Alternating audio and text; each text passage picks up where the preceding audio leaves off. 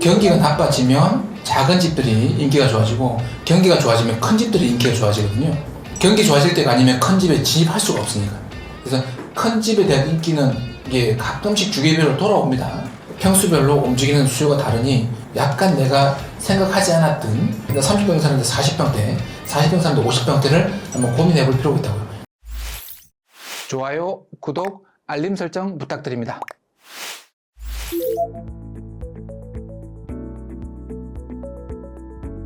(2023) 11098-001 기영 보정동인데, 자, 권리부터 잠깐 보시면 임차인 1억 2019년 3월입니다. 건전한 2012년이에요. 우선이니까 권리적인 면에 어떤 하자가 없는 물건 되겠습니다. 그 다음에 볼 건 이제 입지나 시세 뭐라 그랬죠, 그죠?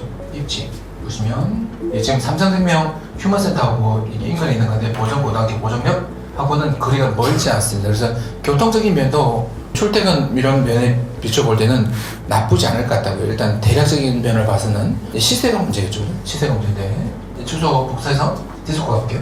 2022년 기준입니다. 얘가 14억 뭐 이렇게 12억 오락내락 했었는데 얘가 여기서 이렇게 돼가지고 쭉 왔어요. 14억 8천에서 이만큼의 상당폭으로 쭉 유지가 되어 왔습니다. 그러면 얘가 지금 흐름은 이렇게 가는 흐름이잖아요. 이렇게 가는 흐름을 이렇게 하는 거죠. 거의 10개 가는 흐름이 될 것 같아요, 분위기가. 지금 이게 1년치, 2년치, 3년치 되다 보면 이 집을 보유하고 또는 이 집을 매각하고자 하는 사람 욕구는 이 곡선을 크게 벗어나진 않거든요. 근데 갑자기 싸게 팔고 싶어요. 이러거나 이 집을 사고 싶은데 갑자기 확 비싸게 사거나 이러지도 않을 거 아니에요. 그래서 이 집에 대한 수요가 어느 정도 고정적으로 흘러가고 있을 거니까 3년치를 내다 보면 저렇게 보인다고요. 그럼 얘는 가격대는 회복되거나 이대로 가거나 할 듯해요. 10억대 얘가 거래된 적이 별로 없다고요. 얘가 9억대, 8억대 거래했다면 손해볼 가능성은 제로라고요. 그러면 이제 수익을 올리고 얘가 환가성을 실현하려면 아니 이때에 받아들일 수 있다 그러면 금매보다 더 저렴하게 산 거잖아요. 오락내락 할 건데 싸게 사서 싸게 팔 수 있는 예측이 가능한 아파트라고요. 얘가 마지막 회차에 가면 9억, 7억, 6억까지 갈 수 있을 것 같은데, 그래 얘를 2년 동안 거주할 때 내가 나가야 될 고정 지출 비용 감안하고 시세 감안해서 할지 말지를 결정해야 되는데 단순히 크다고 안 하고 작다고 하고 이거 안 된다고요. 지금 경기가 부동산 경기 돈다고 그랬잖아요.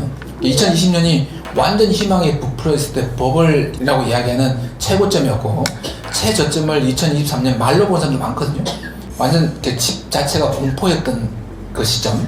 사실 작년 하반기에 집 거래해서 그다지 많지는 않아요. 10채 중에 2채가 경매라는 건 웬만큼 더 안전하게 들어가는 거 외에는 들어가려고 한 게 없다는 거죠. 서울의 10채 중에 2채가 경매됐다는 건 되게 높은 비율입니다. 완전 희망에 부풀러 있을 때 지점이랑 공포였던 지점이 다 한 번에 지나갔다고요. 우리가 모르는 사이에.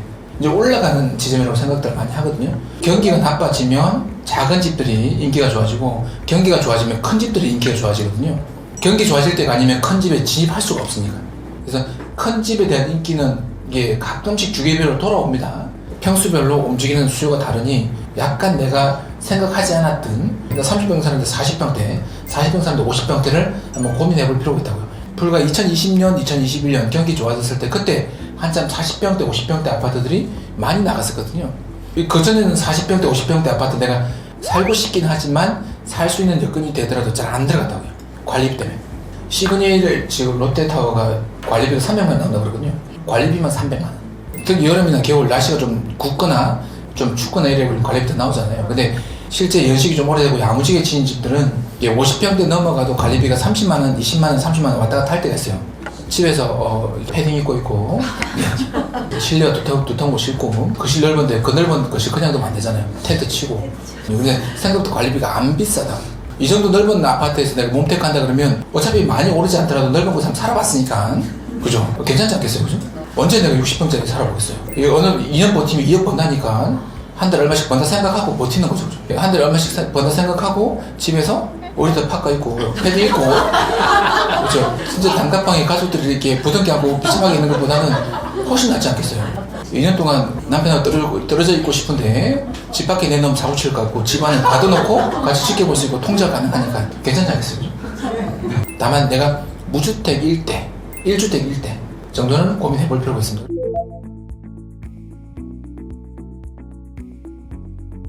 하나 더 보죠. 2023 13968-001 얘는 나왔다가 들어간 거였거든요. 김포입니다.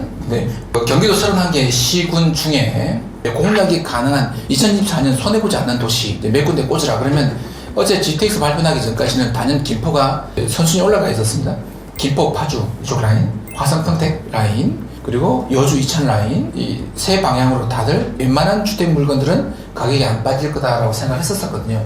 근데 GTX 연장이 안 믿는 사람도 믿을 만큼 세게 말했거든요. 그래서 그래도 GTX A, B, C가 연장되는 선에 걸려있는 도시들은 당연히 움직일 수밖에 없죠. 움직일 수밖에 없는데 그 전에 김포 서울 통합 논의가 나오고 그 이슈가 전체 이슈를 한 달 동안 지배했을 때 집값이 좀 올랐었거든요. 실제 올랐습니다. 올랐는데 얘가 안 된다라는 이야기를 여러 곳에서 하기 시작하니까 얘가 빠져야 되는데 안 빠졌다고요. 그 빠질 타이밍에 이제 5호선 연장 그 이슈가 다시 그 집값을 받치고 있으니까 그렇게 되면 이제 집값이 굳어질 것 같아요. 그런 측면에서 얘는 조금 경기도 31개 시군 중에 전망이 좀 있는 도시로 꼽아볼 수 있을 것 같아요.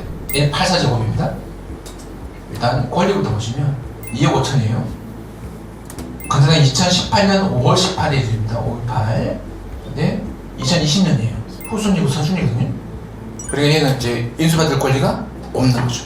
이게 5선 연장이 인천하고 김포하고 나눠서 들어가기로 했는데 김포에다 몽땅 다 집중시킨 거죠. 막 실망한 그런 분위기를 다시 불을 지펴야 되니까.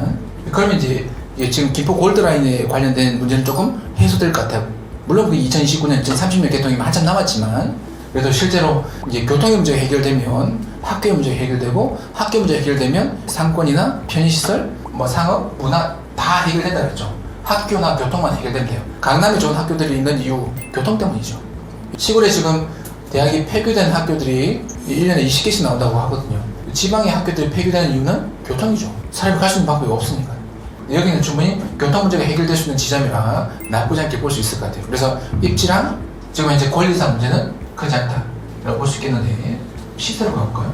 4억 5천 아까 4억 올라갔었으니까 아마 얘는 4회차 정도 가면 이제 아무런 꺼리낌 없이 들어갈 만할 것 같아요. 전세 한번 볼까요? 전세는 넘지 않을 것 같은데 전세는 2억 5천이에요. 최근에 이제 2024년 1월 24일 2억 5천이면 아까 4회차는 3억대 했잖아요. 한 5천 정도 갭이니까. 그리고 건매는 10% 빠지기 건매입니다. 4억 5천에 10% 빠지면 4억 5백이 건매가예요. 그럼 3억 3억 2, 3천에 받으면 8천만 원 갭이 생기는 거거든요. 그래서 60% 낸다 치더라도 거의 이 3천 정도는 수익이 되는 거죠, 충분히. 다시 앞으로 가겠습니다. 확실히 그 경기도 인근 도시들 중에 저평가되어 있는 지역은 이슈가 하나 올라가면 가격은 눈에 띄게 확 올라가거든요. 그래서 4억 6천 정도, 4억 5천 정도 그래야 된 건 그 당시 시세가 반영되기 시작했을 때 금액. 지금은 제가 볼 때 또 올라갔을 것 같아요. 위가 내려가기 시작하면 4억 3천에서 아니면 2억 1,600인데 공매 보통 낙찰되는 차수가 다 3, 4억 차입니다. 지금 이제 4억 5천, 4억 6천이니까 3억 정도면 해볼만 하겠습니다. 그죠? 지금 이렇게 해서 경기도에 선순위가 없는 물건이 하나, 둘, 셋, 넷, 다섯, 여섯, 일곱, 여덟, 아홉, 10개. 선순위 없는 아파트 다세대 물건 10개는 나와 있거든요. 그러면 다 잡을 수는 없지만 시대적인 면만 우리랑 잘 맞아떨어지면 반 이상 잡을 수 있는 거거든요. 해볼만 해요. 그러니까. 굳이 지방으로 내려가지 않더라도 이런 물건들은 잡으면 손해보진 않을 것 같다라는 생각이 듭니다. 그래서 제가 한 번 다시 강조해서 말씀드리는데 내가 하기 나름이거든요. 아니면 하면 잘 되는 겁니다. 하면 잘 되는 거니까 순서를 앞뒤 순서를 바꿔볼 필요는 있을 것 같고 기존에 했던 생각과 달리 바꿔보시면 확실히 변화는 올 겁니다. 2024년 부동산 투자 블루오션 부동산 공매 남들보다 먼저 시작하고 싶지만 경매처럼 쉽게 볼 수 있는 사이트 어디 없나? 항상 고민하셨죠? 그래서 놀공이 직접 만들었습니다. 대한민국 최초 공매 정보 사이트 마라나타 옵션 오픈! 100% 현장 임장으로 직접 찍은 사진과 정보를 한눈에 가입 순간부터 안전성, 수익성, 환가성이 보장되는 부동산 공매 투자로 경제적 자유를 누릴 수 있습니다. 마라나타 옥션 지금 바로 가입하세요. 지금 가입 시 선착순으로 넉넉한 혜택을 드립니다. 상담 번호는 1588-2780